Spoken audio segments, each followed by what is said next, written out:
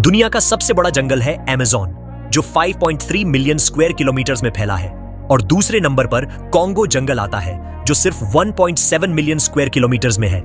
इन दोनों को देखकर आप अंदाजा लगा सकते हो कि अगर सहारा डेजर्ट को ग्रीन फॉरेस्ट में बदलने की बात आए तो यह कितना मैसिव प्रोजेक्ट होगा। सहारा डेजर्ट का एरिया 9.2 मिलियन स्क्वायर किलोमीटर्स है, और अगर ये एक देश होता तो दुनिया के 5 सबसे बड़े देशों में होता और साइज में यूएस, चाइना और कनाडा के आसपास होता। अब सोचो, क्या बेटर होगा, 9 मिलियन स्क्वायर किलोमीटर्स की रेगिस्तान का रेत या उतनी ही जगह में घना जंगल? सुनने में सिंपल लगता है, पर इसका जवाब इतना स्ट्रेट फॉरवर्ड नहीं है। डेजर्ट को ग्रीन बनाने के कुछ एग्जांपल्स हैं, जैसे चाइना का गोबी डेजर्ट प्रोजेक्ट। ये डेजर्ट चाइना और मंगोलिया के बीच में 1.3 मिलियन स्क्वायर किलोमीटर्स में फैला है और दुनिया का छठा सबसे बड़ा डेजर्ट है। लेकिन चाइनीज गवर्नमेंट को एक सीरियस प्रॉब्लम फेस करनी पड़ी थी।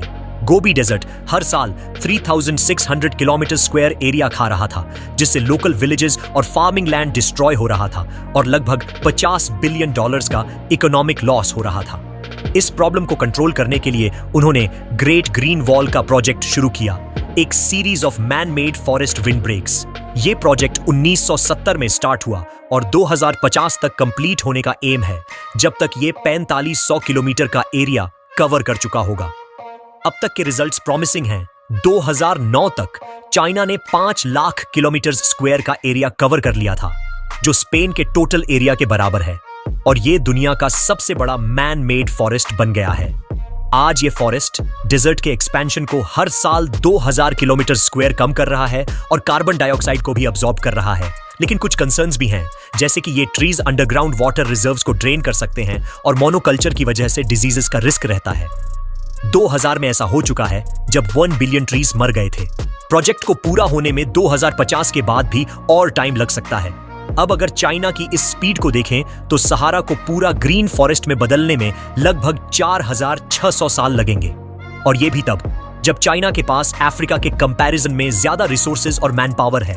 अफ्रीका में भी एक सिमिलर प्रोजेक्ट चल रहा है साहेल रीजन में, जो सहारा डेजर्ट और ह्यूमिड सैवाना के बीच का ट्रांजिशन जोन है। सहारा का एक्सपेंशन साहेल को भी इंपैक्ट कर रहा है और यहां लोग हंगर और टेररिज्म से भी सफर कर रहे हैं। 2007 में शुरू हुई great Green wall of Sahel का एम है कि 2030 तक 1 बिलियन स्क्वायर किलोमीटर्स का एरिया ग्रीन किया जाए, लेकिन 2023 तक सिर्फ 18% का ही काम हो पाया है, क्योंकि फंडिंग और कोऑर्डिनेशन में काफी चैलेंजेस आए हैं।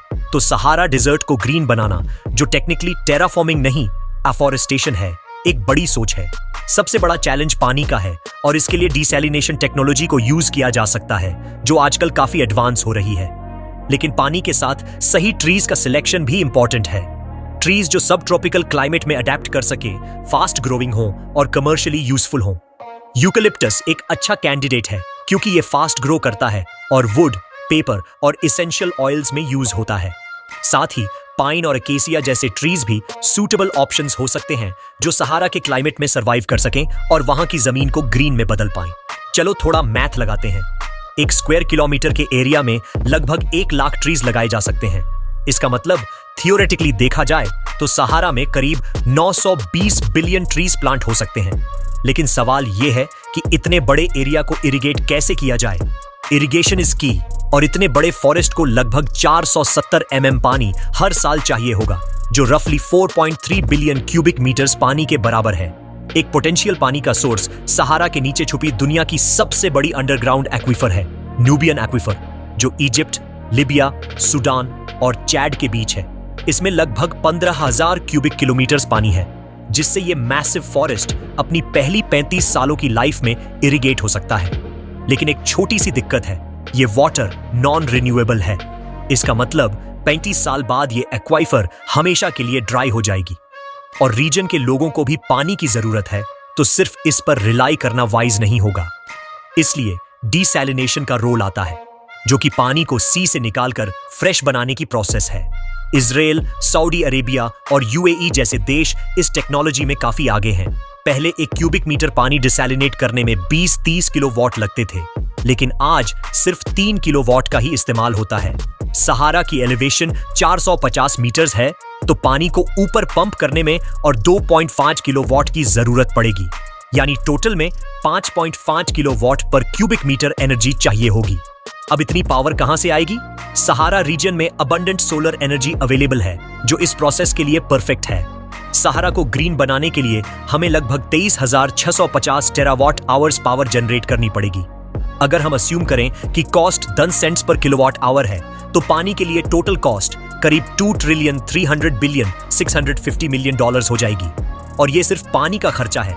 इंफ्रास्ट्रक्चर कॉस्ट तो अलग ही है, जो इस फिगर को और भी इंक्रीज कर सकता है और लोकल अफ्रीकन कंट्रीज के लिए इतना बड़ा प्रोजेक्ट प्रैक्टिकली अनसस्टेनेबल बनाता है। तो फंडिंग के लिए फॉरेन सपोर्ट की जरूरत पड़ेगी। अब मान लेते हैं ये प्रोजेक्ट एग्जीक्यूट हो गया, तो लोकल लेवल पर क्या इंपैक्ट होगा? एक ऐसे बड़े प्रोजेक्ट के इफेक्ट्स नोटिसेबल होंगे, खासकर टेम्परेचर के मामले में। सॉइल मॉइस्चर बढ़ने से इवेपोरेटिव कूलिंग इफेक्ट होगा, जो क्लाउड्स बनाएगा और लोकल रेनफॉल भी बढ़ा सकता है, जिससे इरिगेशन कॉस्ट रिड्यूस हो सकता है, खासकर मई और अक्टूबर के ड्राई मंथ्स में। एक और इंटरेस्टिंग चीज यह है कि इवेपोरेटिव कूलिंग ग्लोबल टेम्परेचर को नहीं घटाएगा, क्योंकि यह बस हीट को अर्थ के एटमॉस्फेयर में रीडिस्ट्रीब्यूट करेगा। साथ ही एल्बिडो का इफेक्ट भी कंसिडर करना पड़ेगा। एल्बिडो बेसिकली ये डिसाइड करता है कि किसी सरफेस पर गिरने वाली रेडिएशन कितनी बाउंस बैक होती है। लाइट कलर्ड डिजर्ट को डार्क कलर्ड फॉरेस्ट से रिप्लेस करने पर रेडिएशन का बाउंस कम हो जाएगा, जो पॉसिबली ग्लोबल टेम्परेचर को इंक्रीज कर सकता है। लेकिन क्लाउड्स के फॉर्मेशन से कुछ हद तक ये कॉम्पेंसेट भी हो सकता है। कुछ स्टडीज ये भी सजेस्ट करती हैं कि सहारा को ग्रीन करना 2100 तक ग्लोबल टेम्परेचर में 0.10 डिग्री सी का इंक्रीज कर सकता है। पर इन स्टडीज में क्लाउड्स का इफेक्ट कंसिडर नहीं किया गया। एक पॉजिटिव चीज ये है कि ये ट्रीज हर साल 6 गीगाटन्स कार्बन डाइऑक्साइड कैप्चर कर सकते हैं, जो हमारे एनुअल एमिशंस का 33% है। लेकिन नेगेटिव साइड पर एक और बड़ा फैक्टर है, सहारा का रोल अमेज़न को फर्टिलाइज करने में। सहारा से उठी रेत अमेज़न तक पहुंचकर इसेंशियल मिनरल्स वहां की प्लांट्स और एनवायरनमेंट को देती है। अगर सहारा में डिजर्ट ही नहीं रहा, तो ये न्यूट्रिएंट फ्लो बंद हो जाएगा, जो अमेज़न की इकोलॉजी को इंपैक्ट करेगा, इंक्लूडिंग वहां के एक्वाटिक और टेरेस्ट्रियल प्लांट्स और एनिमल्स। और ये तो बस वो चैलेंजेस हैं जो अभी हमें पता है। ऐसे और भी अननोन फैक्टर्स हैं जो इतने बड़े प्रोजेक्ट में आएंगे, जो हम अभी प्रिडिक्ट भी नहीं कर सकते। इतने बड़े और नाजुक नेचुरल सिस्टम्स में इंटरवेंशन करना आसान नहीं है। ये एक बहुत सोची समझी प्लानिंग मांगता है। हर कॉन्सिक्वेंस को, चाहे वो इंटेंडेड हो या अनइंटेंडेड, समझना जरूरी है। सहारा डेजर्ट भी तो एक समय पर ग्रीन थी, लगभग 5000 साल पहले, जब अफ्रीका में ह्यूमिड पीरियड था। तो टेक्निकली देखा जाए तो हम सहारा को उसके एक पुराने स्टेट में वापस ले जा रहे हैं। लेकिन एक मोमेंट के लिए सोचो, अगर सहारा खुद ग्रीन होना नहीं चाहता, तो एक ट्रांसफॉर्म्ड सहारा का ग्लोबल इंपैक्ट क्या होगा? क्लाइमेट के बियॉन्ड भी कुछ चीजें हैं जो समझने लायक हैं। सोचो, इस नए ग्रीन सहारा के साथ कैसे नई कहानियां उभरेंगी। वहां के कल्चर्स, इकोनॉमीज और जियोपॉलिटिक्स कैसे बदलेंगे। ये प्रोजेक्ट सिर्फ कार्बन कैप्चर या बायोडायवर्सिटी को बढ़ाने की बात नहीं करता। यह तो एक कॉन्टिनेंट की कहानी दोबारा लिखने का प्रपोजल है। अफ्रीका की हिस्ट्री में एक नया चैप्टर शुरू हो सकता है। शायद हमें बर्बर्स से पूछना चाहिए कि वो इस प्रोजेक्ट के बारे में क्या सोचते हैं। हो सकता है कि सबसे रेवोल्यूशनरी प्रोजेक्ट वो नहीं है जो डेजर्ट को फॉरेस्ट में बदलने की कोशिश कर रहा है, बल्कि वो है जो इस डेजर्ट की असली, वाइल्ड और अनकंटेनेबल ब्यूटी को समझने और प्रिजर्व करने का एस्पायर रखता है। और आपका क्या मानना है?